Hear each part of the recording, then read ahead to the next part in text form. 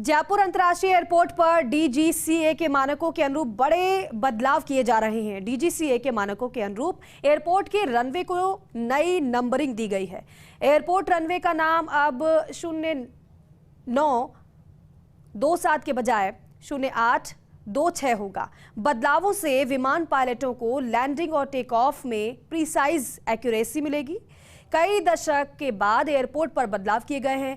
पृथ्वी के magnetic bearing में बदलाव के चलते यह कदम दरअसल उठाया गया है। राजस्थान हाईकोर्ट और सभी अधीनस्थ अदालतों में 15 अप्रैल से कार्यालय का समय बदलने के लिए अधिसूचना जारी की गई है। ग्रीष्मकाल के अनुसार कोर्ट में समय परिवर्तित करने के लिए अधिसूचना जारी की गई है, जिसके अनुसार 15 अप्रैल से 30 जून 2024 तक के लिए समय बदला गया है। इस अवधि के दौरान हाईकोर्ट में न्यायिक कार्यों का समय सुबह 8 बजे से दोपहर 1 बजे तक और कार्यालय का समय सुबह 7:30 बजे से दोपहर 1 बजे तक रहेगा।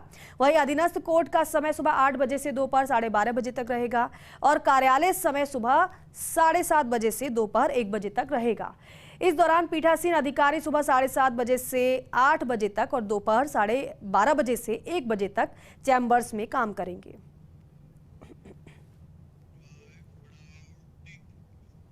प्रदेश में गिरते भूजल स्तर के कारण खेती किसानी पर सीधा असर पड़ रहा है।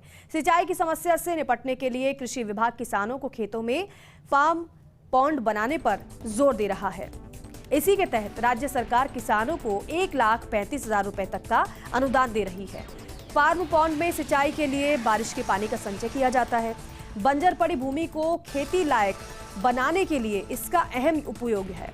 फार्म पॉन्ड पर अनुदान की अगर बात करें तो अनुसूचित जाति, अनुसूचित जनजाति और सीमांत कृषकों को इकाई लागत का 70% और अधिकतम 73,500 रुपए कच्चे फार्म पॉन्ड पर और प्लास्टिक लाइनिंग फार्म पॉन्ड पर 90% या 1,35,000 रुपए अनुदान दिया जा रहा है। सामान्य श्रेणी के कृषकों को लागत का 60% या अधिकतम 63,000 रुपए कच्चे फार्म पॉन्ड पर और प्लास्टिक लाइनिंग फार्म पॉन्ड पर 80% या 1,20,000 रुपए जो भी कम हो अनुदान राशि दी जा रही है। आपको बता दें कि न्यूनतम 400 घन मीटर क्षमता की खेत तलाई पर ही अनुदान दिया जाता है।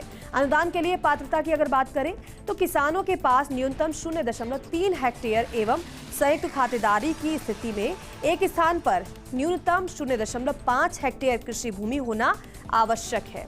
तो वहीं कृषि विभाग किसानों से लगातार अपील भी कर रहा है कि जब 80 से 90% अनुदान मिल रहा है तो किसान भाइयों को बारिश का पानी संचय करना चाहिए ताकि खेती के दौरान पानी की आवश्यकता होने पर काम लिया जा सके।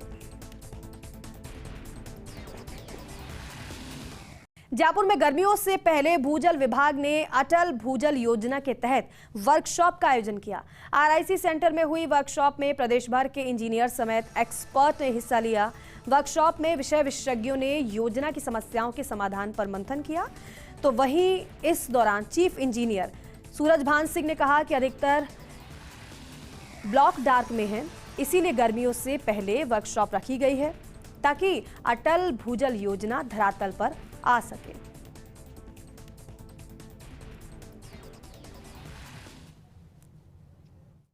जैसा कि विदित है कि राजस्थान में जो भूजल की स्थिति है बड़ी विकट है। अपने राज्य का लगभग 70% हिस्सा है वो भूजल के अति दोहन की श्रेणी में आता है। तो अभी जो समय की मांग है वो भूजल के बेहतर प्रबंधन के लिए है। जब तक इसमें प्रबंधन की बात आती है, जन सहभागिता एक बहुत ही महत्वपूर्ण बिंदु है।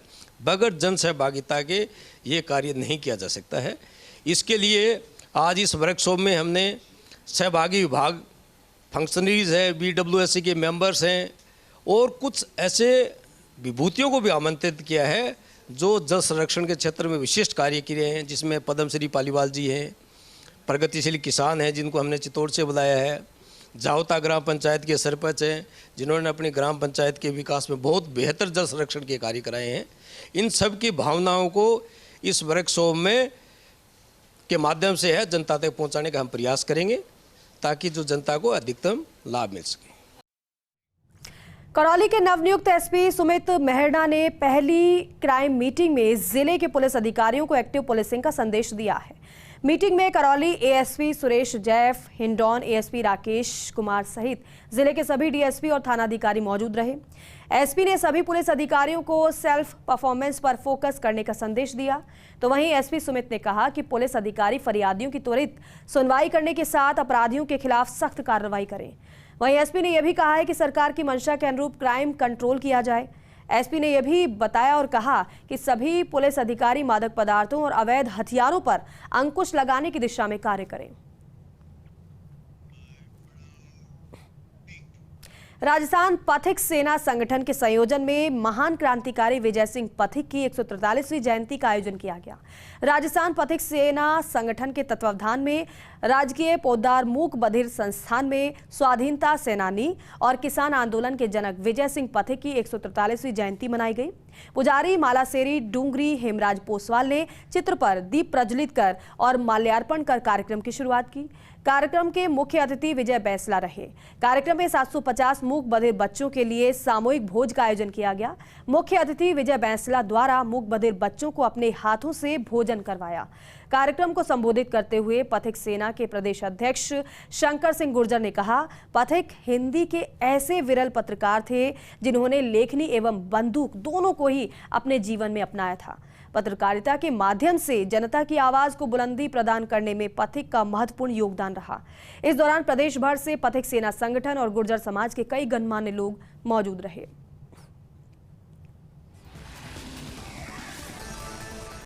उदयपुर के महाराणा भूपाल चिकित्सालय से चोरी हुई बच्ची को पुलिस ने दस्तयाब कर लिया है। पुलिस ने बच्ची को चुराने के आरोप में महिला को गिरफ्तार किया है। एसपी योगेश गोयल ने बताया कि आरोपी महिला को पकड़ने के लिए स्पेशल टीम का गठन किया गया। पुलिस की टीम ने 300 से ज्यादा सीसीटीवी कैमरे को खंगाला। जांच में पुलिस ने आरोपी महिला मंजू को गिरफ्तार कर लिया है। वहीं पुलिस की प्रारंभिक पूछताछ में महिला ने बताया कि पति की मौत के बाद वो रोशन के साथ रही थी, लेकिन रोशन से आपसी अनबन के बाद वो पिछले 2-3 महीनों से वो एमबी अस्पताल में ही रह रही थी। बच्चा नहीं होने से वो परेशान थी। ऐसे में उसने बच्चे को चुराने की योजना बनाई और मौका मिलने पर वो बच्चे को चुराकर फरार हो गई। वहीं मंजू के गिरफ्तार होने के बाद पुलिस ने दस्तयाब बच्ची को उसके माता पिता को सौंप दिया।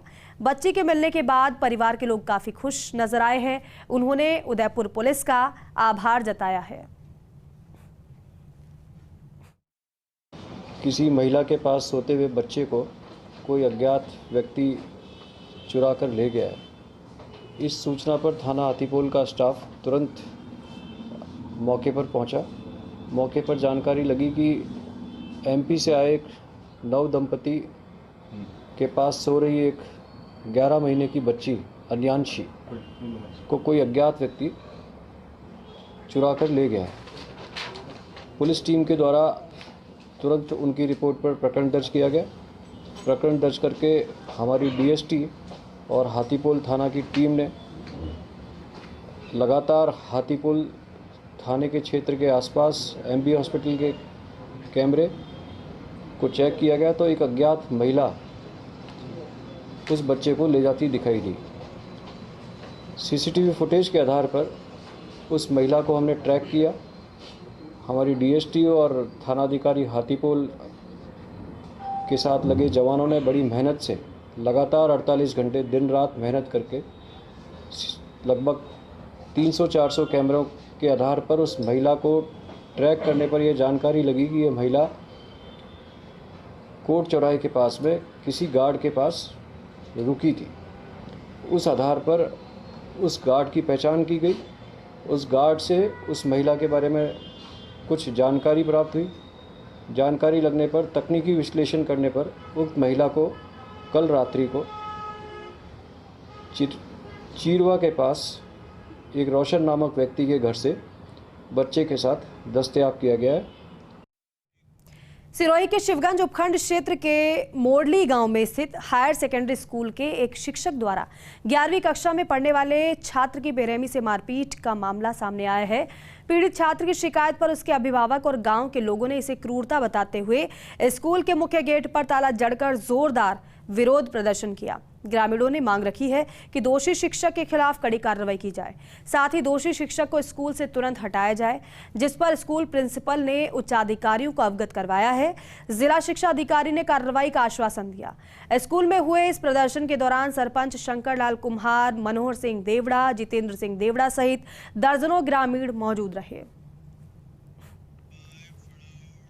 कोटा में देश भर से कोचिंग करने आने वाले स्टूडेंट्स के परिजनों को साइबर ठग फर्जी पुलिस अधिकारी बनकर ठगी का शिकार बनाने का प्रयास कर रहे हैं।